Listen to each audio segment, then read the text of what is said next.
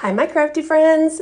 Y'all, these placemats that I got at the Dollar Tree, I have so many ideas in mind. So this is one of them. So what I'm going to do is I'm going to take the back off of it because I just want to use the fabric part on the front. So you'll notice, you might be able to notice, there's a little bit of interfacing that's on the back where the sunflowers are. I'm going to leave that on right now because it's much easier to cut out the flowers with that on the back of it. So I'm just going to, like I said, leave it on there, cut out the shapes that I want, and then we're going to use the fabric Mod Podge and put it all over these cute little tinnies that I picked up. Now, some of them will be a little bit bigger, so we'll need to trim them down, but the way I found that it works the best is to trim when it's almost dry.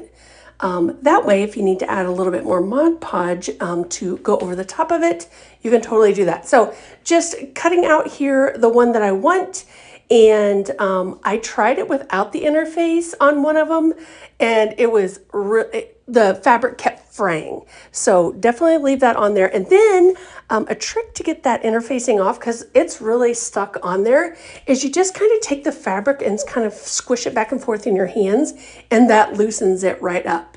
Another thing I did is with these little small scissors I have, I just kind of poked the edge and just kind of lifted it a little bit, and then it peels off really easy peasy. So I even did the tongues. I thought, oh, that would be cute just to kind of do one there. So it'd be just kind of peeking out when you have the shoe on. So I actually have, I know it probably looks like I'm just Mod Podging right on my table, but I'm not. I have like one of those clear mats down. And I was like, oh boy, that looks like I'm just going right on the table, but I'm totally not. You could even use a piece of like wax paper or something like that. That way you don't make a big, huge mess. Okay, so here's where I did it with my scissors. I just kind of lifted it up a little bit and then just pulled that off. And you'll definitely want to pull that off. That way everything adheres really well. If not, then that will just adhere and the top, the flower part might not stick down as good. So I just kind of work it off of each one of them. And then that same thing, just put the layer of the Mod Podge on the back. And then I put it on the shoe itself and then over the top. Now there is a little bit of a dry time. Luckily I say luckily, it's like 50, 1100,000 degrees here today. So it did dry super duper fast, but just something to be mindful of if you are doing this project. You got to give it lots and lots of dry time.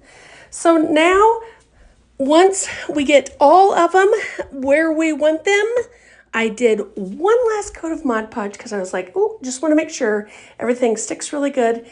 And it does. You can see where it kind of goes over the holes where the laces, where I took those out. I just used my scissors once it was almost dry just to kind of cut those parts out so that it would lay nicely, and then put the laces back in. And I just absolutely love these. I think they are the cutest things. So I hope you guys enjoyed. Thank you so much for watching, and don't forget to follow for more.